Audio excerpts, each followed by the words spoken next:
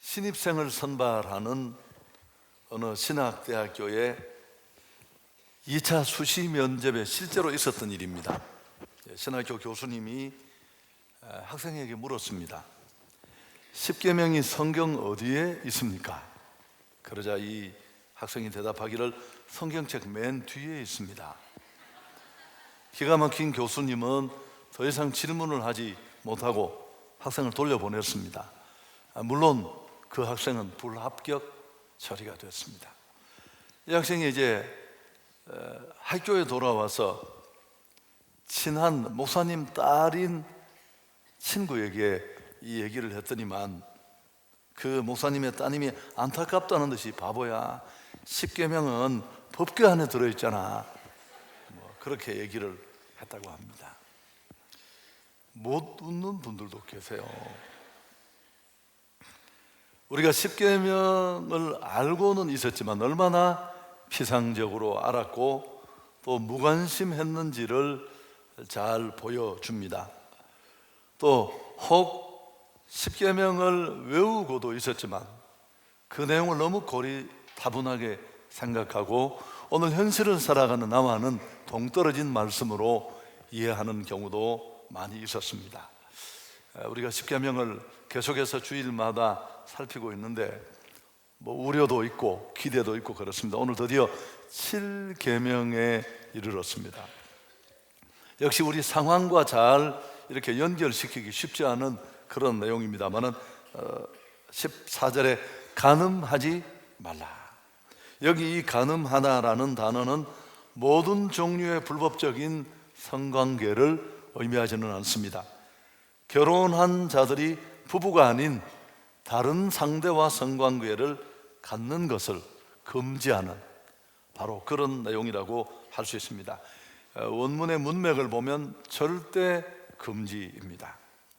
고대 유대인들은 지옥에서 결코 돌아올 수 없는 사람 셋이 있다고 생각을 했습니다. 사람들 앞에서 자기 동료를 창피하게 하는 사람, 그리고 또 무례한 별명으로 다른 사람을 부르고 또 깎아내리는 사람, 그리고 세 번째 지옥에서 결코 돌아올 수 없는 사람이 바로 간음의 죄를 범한 사람이라고 생각을 했습니다. 유대인이 얼마나 간음죄를 큰 죄로 여겼는지를 알 수 있습니다. 그래서 잠언에도 이런 기록이 있습니다. 잠언 6장 32절 말씀에 여인과 간음하는 자는 무지한 자라, 이것을 행하는 자는 자기의 영혼을 망하게 한다. 뿐만 아니라 또 간음하는 남녀는 교수형에 처한다는 강력한 규정을 율법에 곳곳에 명시했습니다. 레위기 20장 10절이 대표적인 구절인데요, 누구든지 남의 아내와 간음하는 자, 곧 그의 이웃의 아내와 간음하는 자는 그 간부와 음부를 반드시 죽일지니라. 아주 준엄한 그런 명령입니다. 우리가 살고 있는 시대는 성적으로 너무너무 문제가 많은 시대입니다. 한마디로 규정한다면 이 성 문제가 얼마나 치열하고 심각한지 제자리를 지키고 있는 것이 어디 있을까 싶을 정도입니다. 그러나 그럼에도 불구하고 오늘 이 십계명, 하나님이 우리에게 주신 지혜와 행복의 10가지 말씀 속에서 우리가 그 실마리를 찾았으면 합니다. 우선 첫 번째, 오늘 간단해 보이는 이 계명을 우리가 좀 더 간격 없이 가슴으로 받기 위해서 첫 번째, 왜 이 간음하지 말라는 말씀이 십계명 안에 들어와 있을까? 여러분, 십계명은 성경 전체의 요약이고 우리 신앙생활의 뼈대입니다. 우리를 너무 사랑하시는 하나님이 적어도 이 정도는 우리가 꼭 기억하고 지키기를 원하는 핵심 골자가 십계명이죠. 그런데 이 십계명 안에 근간을 이루는 이 말씀 안에 간음하지 말라는 이 말씀이 꼭 들어와야 될 정도일까 하는 것입니다. 위치가 주는 의미를 우리가 먼저 생각해 보기를 원합니다. 인간의 행복이 시작되는 곳이 가정이에요. 그리고 일평생 행복을 찾아서 방황하고 헤매다가 뒤늦게 우리가 또다시 행복을 찾는 것도 가정이에요. 이건 역사 속에 내려진 답입니다. 우리가 꿈꾸고 소망하는 행복이 시작도 그 마침도 가정에 있는데요, 가정의 중요성은 제가 기회가 될 때마다 여러 번 거듭 말씀을 드렸습니다마는, 이렇게 중요한 가정을 한 방에 무너뜨리고 파괴하는 주범이 바로 간음죄이기 때문입니다. 가정은 그저 먹고 자고 쉬는 휴식이나 재충전의 장소가 아닙니다. 가정은 사람이 만들어주는 곳이에요. 이 땅에 수없이 많은 사람이 필요하지만 아담과 하와만 하나님이 만들었지, 다른 사람은 다 가정에 부탁해서 가정에서 만들어진 사람들이 지구촌을 메우고 있습니다. 교회가 십자가의 군사를 훈련하는 곳이라면 가정은 그보다 훨씬 원천적인, 근원적인 사람이 만들어지는 곳입니다. 무엇보다 가정은 뜨겁게 한 세대가 신앙생활을 하다가 그 신앙 유산을 다음대로 물려주는, 그 물려지는 일이 가능할지 그렇지 않은지가 결판나는 장소, 분수령이 역시 가정입니다. 그래서 가정이 제 기능을 작동하지 못하고 망가지면 다 무너져요. 미래에 우리 교회, 사회, 국가가 안고 있는, 아니 이 지구촌이 직면하게 될 문제들은 지금 다 지구촌에 있는 가정이라는 그 모판에서 이미 사기 잘하고 있어요. 가정이 이렇게 중요합니다. 오늘 이 말씀이 실제적으로 주어지던 그 시대는 더욱 그랬습니다. 그 시대 사람들에게 가정은 생존을 위한 필수의 전당이었습니다. 고대 사회에서는 얼마를 제외한, 극소수를 제외한 대도시 사람들을 내어놓고 그저 인간의 삶이라는 게 가정 속에서, 이 가정이라는 울타리 안에서 다 이루어졌습니다. 고작 가정을 뛰어넘는 일이라는 건 시장 정도입니다. 생활용품 팔고 농기구나 거래하는 그 정도의 일이 가정 밖에서 이루어졌을 뿐입니다. 따라서 고대인들에게 가정은 꼭 필요한 것이었습니다. 식량을 비롯한 생존에 필요한 물품들을 생산하고 짐승과 타인의 공격으로부터 그들을 보호해 줄 수 있는 유일한 곳이 가정이었습니다. 그렇게 중요한 가정이 이 간음죄 하나로 그 근간을 뿌리채 무너뜨려 버린다는 것 너무너무 잘 알고 있었습니다. 모든 길은 로마로 통한다 라고 말할 정도로 로마 제국은 초강국이었습니다. 그 면적이나 또 법과 질서, 여러 면에서 존중받는, 지금 돌아봐도 그런 막강한 나라였는데 어떤 세력도 그 로마를 무너뜨리지 못할 것처럼 보였습니다만 100년 조금 지나자 로마는 붕괴되고 말았습니다. 도대체 그 이유가 무엇일까요? 에드워드 기번이라는 분이 로마 제국이 쇠퇴하고 붕괴된 원인을 설명했습니다. 첫째, 이혼이 증가되고 가정이 파괴되었다. 첫 번째 이유입니다. 세금 부담이 컸고 소비가 심했고, 세 번째, 쾌락주의에 빠져들었고 스포츠가 너무 잔혹했다. 여러분, 그 거대한 로마 제국, 그 누구도 무너뜨리지 못할 것 같았던 그 초강국을 한 번에 넘어뜨린 으뜸 요인이 가정 붕괴였습니다. 근데 그 가정 붕괴를 가능하게 한 치명타가 뭐였느냐면 바로 이런 음란한 성적 죄였다는 것. 우리가 잘 알고 있고 고고학적으로도 이미 발굴되어서 사실로 받아들여지고 있습니다. 간음은 이 소중한 것들을 심각하게 훼손합니다. 그 당사자의 가정뿐만 아니라 관계하는 가정까지 무너뜨립니다. 간음은 개인의 단순한 도덕적인 수준의 죄가 아니라 이웃과 그 가족 전체 삶을 파괴하는, 오늘 제가 시간이 없어서 말씀드리지 않습니다. 사실은 공동체까지 온전치 않습니다. 구약 성경을 읽어보면 이스라엘의 죄를 해결하라, 그 죄가 이 죄예요. 사회적 범죄로까지 이어집니다. 자, 여러분 생각해 보십시오. 자기 백성을 애굽으로부터 해방시키신 분이 하나님이세요. 그런데 그 하나님은 자신이 그들에게 부여한 이 자유를 끝까지 그들이 보호하고 유지하도록 하기 위해서 오늘 이 제7계명의 간음 금지 명령을 내리신 것입니다. 아멘.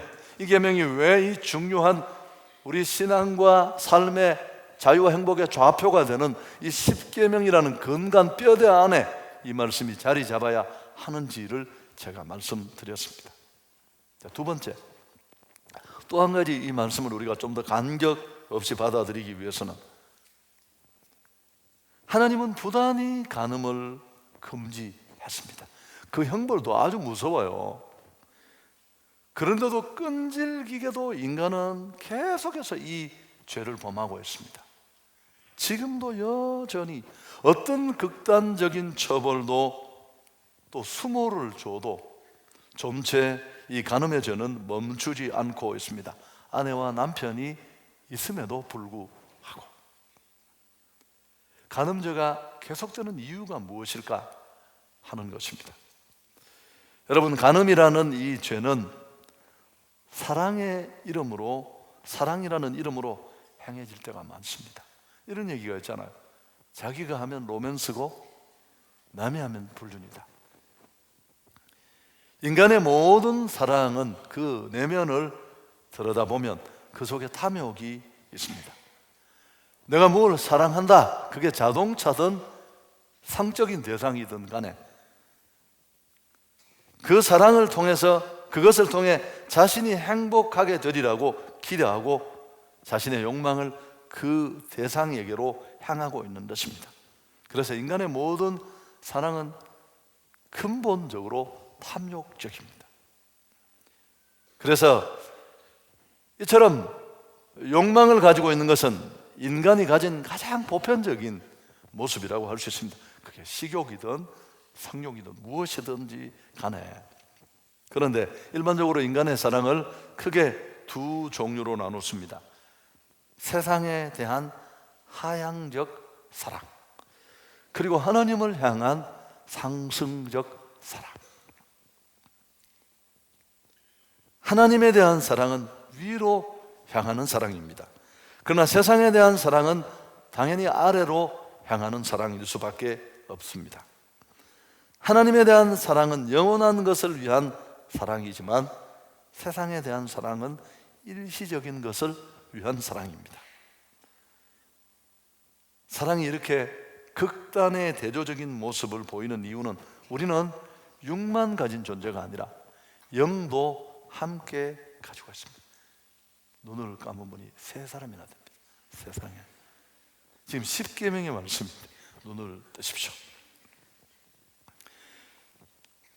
인간은 사랑하는 대상과 그게 무엇이든지 닮아가는 특성을 가지고 있습니다. 부부가 함께 살면 그런 것처럼 우리가 하나님을 사랑한다면 하나님처럼 변화될 것이지만 세상을 집요하게 쫓아간다면 세상처럼 바뀌게 될 것입니다. 하나님을 향한 사랑은 우리를 점점 더 가치 있게 하고 마침내 부족함이 없게 할 뿐만 아니라 혹 몇 가지가 모자라더라도 결핍이 아니라 만족으로 느끼고 그 사랑 안에서 우리는 안식을 누리게 될 수 있습니다.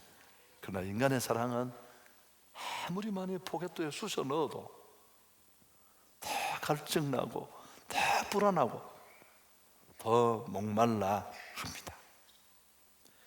여러분, 인간이 이런 욕망의 노예가 될 수밖에 없는, 그게 사랑의 이름이든 뭐 비전의 이름이든 뭐 욕망의 이름이든 다 좋습니다. 왜 이런 일들이 계속 될 수밖에 없을까요? 인간이 끊임없이 욕망의 노예가 될 수밖에 없는 이유를 성경은 간단하게 말합니다. 또 들으시겠지만 하나님을 떠난 결과입니다. 원래 인간은 하나님과 살도록 만들어졌습니다. 생명과 축복과 행복이 거기 있었습니다. 그분과 우리의 관계는 물고기와 물의 관계여서 뗄 수 없어요. 분리는 곧 단절이고 죽음이고 끝을 의미해요. 죄를 짓고 하나님과 관계가 단절된 인생은 죽을 것 같으니까, 아니 실제로 죽을 거예요. 그 하나님으로부터, 생명으로부터 단절된 불안감, 두려움, 버려졌다는 소외감, 이런 걸 견디지를 못해요. 그래서 지푸라기라도 씹는 심정으로 무언가를 붙들고 매달려야 하는데, 여러분, 아무리 많이 붙잡아도 결코 거기서 위로와 안도를 얻을 수는 없습니다. 여러 가지 욕망이 다 그렇지만 그렇게 많은 교훈과 위협, 엄청난 형벌, 모면을 감에도 불구하고 인생이 이 음행의 문제를 벗어나지 못하는 이유가 여기에 있습니다. 사실 성적으로 탐닉하는 것은 우리는 육체로부터 기인한다고 생각하지만 사실은 정신으로부터 출발할 가능성이 훨씬 높습니다. 술을 마시는 이유가 목이 말라서 먹는다고 한 분이 계세요. 그래서 시원해서 맥주 한잔 한다. 맥주를 판채 엎어 잡수시고 또 다른 술을 먹고 마침내 문제를 일으키는데 목이 마른 게 아니에요. 물도 있는데 무언가 정신적인 기가로부터 이게 출발했다는 것. 마치 뻥 뚫린 구멍을 그 술로 메우려는 듯이 들어붙고 있는 것을 봅니다. 강렬한 이런 성적 욕구도 역시 살짝 보면 생리적 욕구가 별나다고 생각할지 모르지만 그 저면을 끝까지 찾아가 보면 이런 정신적인 불안, 근본적으로 채워지지 않는 욕구와 맞물려 있다는 것입니다. 그래서 정신적으로 불안한 사람은 어떤 방법으로든지 자신의 가치를 입증하고 싶어 합니다. 타인을 향해서 자신이 얼마나 매력적인가를 과시하기 위해서 또 다른 사람을 성적 대상으로 만들고, 이런 모든 욕구들이 어쩌면 이런 왜곡된 인격에서 발생하는 그런 정신적인 역기능이라고 할 수 있습니다. 여러분, 제 설명이 성경적인 설명이지만 혹 이해가 되지 않더라도 이 얘기 하나면 이해가 다 돼요. 그래서 아무리 충족시키려고 애쓰고 노력해도 3,000명의 후궁을 두어도 결국 마지막에 부르는 노래는 만족의 노래가 아니고 헛되고 헛되다. 영원히 만족이 없습니다. 이걸 증명해요. 만일 그게 정말 보이는 것으로부터 출발했다면 그만큼 먹고 그만큼 마시고 그 정도 쫓아갔으면 이제는 스톱해야 될 텐데 이 잔이 채워지지 않잖아요. 제가 이 데칼로그라는 책을 이 부분을 많이 참조했는데 지금 두 번째 단락을, 그 책 속에도 이 얘기를 합니다. 우리가 잘 아는 노르웨이의 극작가 헨리 입센이 쓴 페리 균트, 그 희곡을 얘기하는데 이 작품 속에 나오는 페리 균트는 귀족 출신이지만 정말 게으름장이고 난폭자입니다. 육체의 욕망과 그 육체가 주는 열정에만 온통 마음을 다 쏟아서 전 세계를 다니면서 돈도 많이 벌고 뭐 하고 싶은 대로 그렇게 자기 삶을 허비하며 살았습니다. 그러다 결국 마지막에 지친 몸을 이끌고 고향으로 돌아와 그때까지 정조를 지키면서 자기를 기다려 주었던 이 여인 솔베이지의 무릎을 베고 죽습니다. 입센은 이 페르 퀸트를 통해서 뭘 얘기하고 싶었느냐 하면 욕망의 노예가 된 삶의 허무함, 답이 없는, 끊임없이 따라가고 쫓아가도 채워지지 않는 그 상황을 보여줍니다. 이 곡에다가 같은 노르웨이 작곡가인 그리그가 붙인 그 헤르 퀸트 모음곡이라는 거, 클래식을 조금만 아는 사람은 처음에 듣는 겁니다. 그 중에 솔베이지의 노래는 제가 오늘 밥 먹으면서 들었습니다. 가사는 잘 몰라요. 우리말이 아니어서. 여러분, 쾌락도 물질도 끝이 없습니다. 영원한 만족도 없습니다. 이런 종류의 쾌락은 한없이 강도를 조금씩 높여가야 돼요. 마약도 하고 뭐 이상한 쪽으로 넘어가는 이유가 당연한 것입니다. 그래서 마침내는 만족이나 행복이 아니라 자기 파괴 밖에 없습니다. 사랑하는 여러분, 하나님을 한번 생각해 보십시오. 하나님은 자기 백성을 430년간 포로된 그 애굽 땅에서 구출해서 그 백성에게 자유를 주셨어요. 이스라엘이 흔들릴 때마다 조용히 찾아오셔서 그 귓가에 나는 너를 종되었던 애굽에서 인도해낸 여호와다. 그 사실을 역사적 진술을 통해 또 확인시켜 주시고 거듭해서 이스라엘 귓가에 들려주셨습니다. 그런데 사랑하는 그 자기 백성이 이런 자기 파괴적인 성적 탐욕의 포로가 되어서 그분이 자기 백성을 위해서 그들의 자유와 행복을 위해서 준 그 축복을 다 빼앗긴다면 그게 얼마나 보시기 힘든 일이겠습니까? 그래서 오늘 제7계명을 우리에게 주신 것입니다.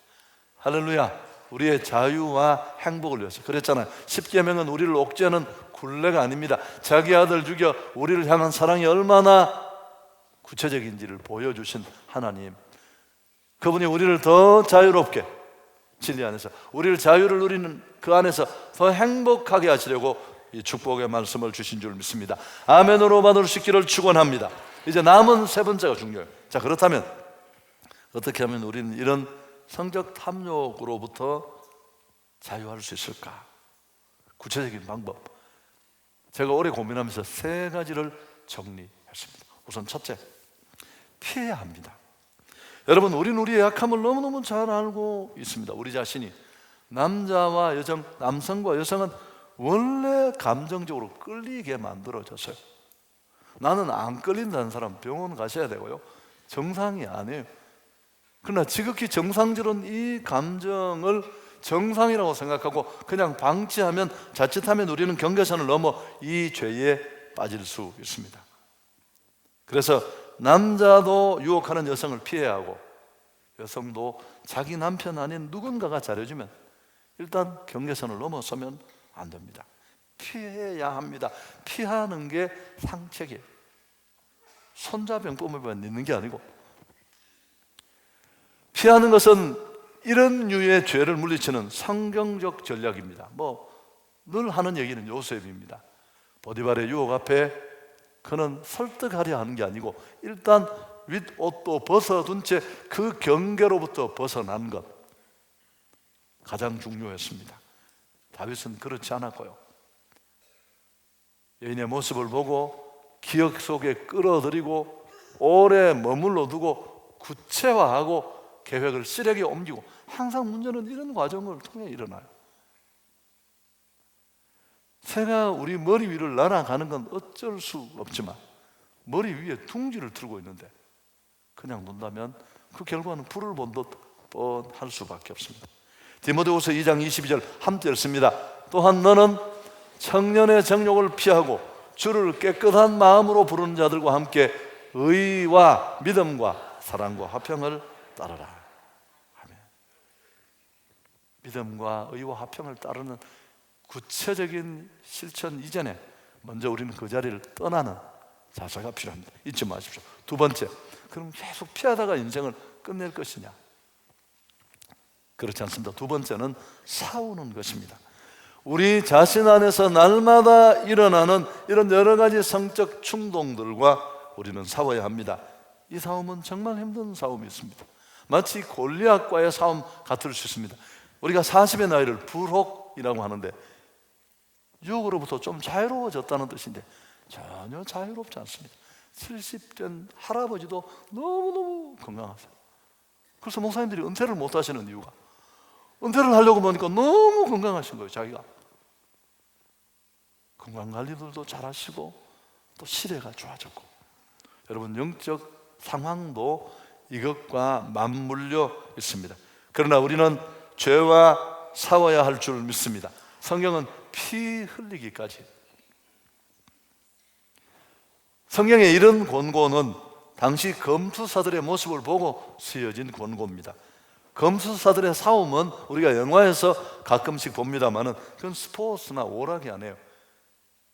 그 싸움은 상대가 죽을 때까지 계속되는 싸움이에요.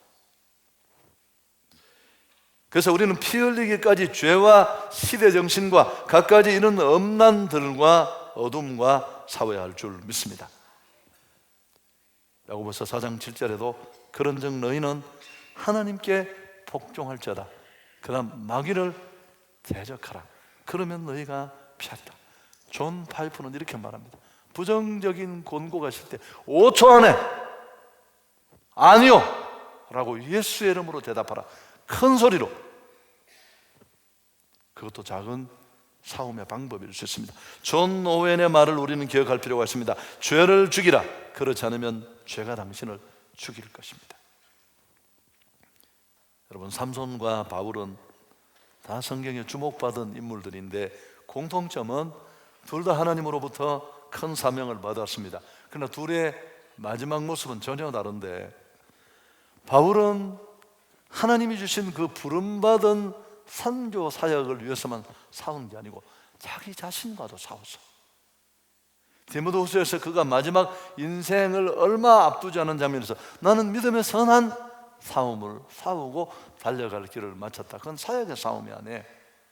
자기 안에 일어난 이런 시대정신, 더러운 것들과의 내적 싸움을 의미합니다. 그러나 삼손은 블레셋과 싸워서 수없이 많은 전과를 남긴 용장이고 맹장이었습니다. 그러나 그는 자기 안에 이런 음란함과 그것과의 싸움이 전혀 없었어요. 마침내 무너졌고 모든 것을 잃어버렸습니다. 세 번째 또 한 가지는 누리는 것입니다. 더 적극적인 것입니다. 보다 뛰어난 만족을 찾아가야 합니다. 하나님 안에서 즐거움의 양을 키우십시오. 음욕이 수많은 사람들을 지배하고 있는 가장 큰 이유는 그리스도에게 더 큰 매력을 느끼지 못해서 그렇습니다. 우리가 세상의 애인에게 코를 박는 이유는 진짜 우리의 신랑에게 진심으로 끌리지 않기 때문이에요. 그리스도 안에서의 기쁨이 거의 없거나 조금밖에 없거나 없었어. 우리는 세상이 주는 그 작은 사탕발림에 날마다 휘둘리고 넘어가는 것입니다. 하나님 안에서의 기쁨을 누릴 수 있기를 축복합니다. 세상으로 향하는 그 사랑의 수련을 바꿔야 합니다. 그 끝은 바닥이고 끝입니다. 그 사랑을 하나님의 사랑으로, 대한 사랑으로 바꾸는 것, 이 사랑의 각도와 방향을 달리하고 정결케 하는 것, 이게 바로 답입니다. 그럴 때 우리는 탐욕에서 벗어날 수 있습니다. 간음하지 말라는 이 부정문 형식의 금령 7계명을 긍정문으로 바꾸면 이렇게 됩니다. 하나님을 사랑하라. 내 배우자를 사랑하라. 아멘. 그리고 아내와 남편과의 즐거움을 회복하십시오. 함께 사는 게 평생 원수들이 만들어가는 악전고투가 아니라 연약한 자들을 함께 짝지어 주셔서 파트너 되게 하신 그 소중한 축복이라는 것을 찾아갈 수 있어야 할 줄 믿습니다. 그 존재 자체를 뱃살의 두께와 상관없이 사랑할 수 있어야 합니다. 처음 언약을 잊지 말아야 합니다. 흰머리, 검은 머리, 팥불이 되도록 사약했던 그 자리에 목사가 있고 상중과 하객만 있는 줄 알지만, 오늘 제가 시간 관계상 인용하지 않았습니다. 그 자리에 증인으로 여호와가 계셨어요. 그걸 깨트리는 중범죄. 사실은 제가 지난주에 예전에 핑클의 멤버였던 이효리가 이제 컴백을 두고 하는 인터뷰를 읽었습니다. 저는 별로도 뭐 호감이 있던 가수는 아니고 또 제가 유행가 뭐 이런 쪽에 관심이 있지는 않잖아요. 그런데 이 기사를 읽으면서 마음 한켠이 따뜻해졌어요. 뭐 내용이 그런 겁니다. 자기는 지난 수삼 년간 이제 뭐 살면서 자기가 예전에 그렇게 유명인이었다는 것을 자기도 잊을 만큼 그렇게 묻혀서 평범한 사람으로 살았는데 다시 복귀를 하려고 하니까 그래도 팬들이 기억하고 기대하는 걸 보면서 참 감사하다고 고맙다고 꽤 시그널는 얘기를 하면서 그 다음에 정말 제가 좀 마음이 울렸던 얘기를 했습니다. 그러면서 이제 결혼 5년 차를 맞는 이 이효리가 남편 이상순에 대해서 이렇게 말했습니다. 자기는 늘 자기를 못 살게 하는 스타일이래요. 무언가를 끊임없이 하고 성과를 남겨야지만 자신을 압박하지 않는, 스스로 평안하지 못하는 그런 스타일의 사람이어서 여러분 이런 스타일 저도 알잖아요. 힘들거든요. 남이 보기에는 뭔가 막 많은 걸 남기는 것 같은데 그런데 이 남편 이상수는 자기가 아무것도 하지 않아도 그대로 있는 그 존재 자체로 당신은 참 소중한 사람이라는 것을 깨닫게 해준 정말 고마운 사람이라고.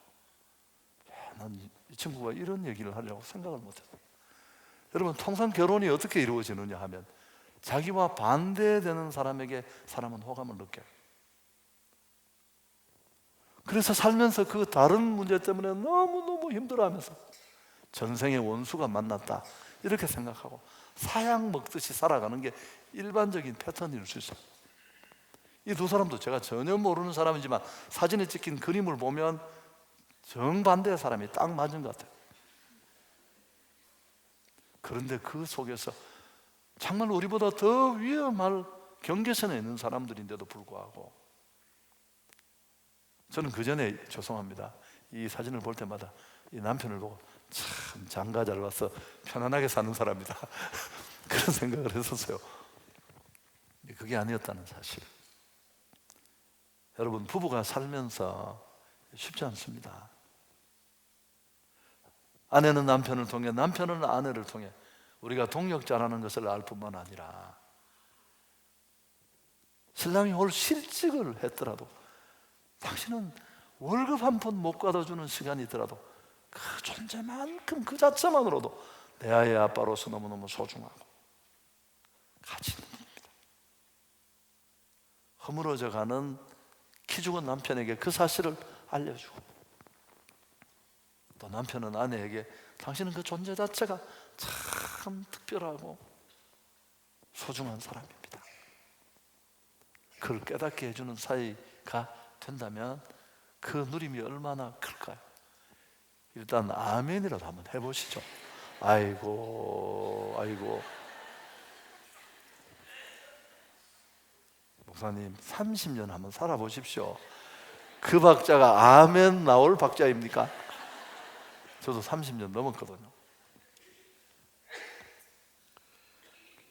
오늘 이 7계명에 그래도 실패할 수 있습니다. 우리는 신구약 성경은 이런 범죄를 단호하게 정죄합니다. 그러나 한 가지 더불어 잊지 말아야 할 게 있습니다. 요한복음 8장을 보면 현장에서 간음하다가 잡혀온 여자가 있었습니다. 모여든 군중들은 돌로 칠 준비가 다 되어 있었어요.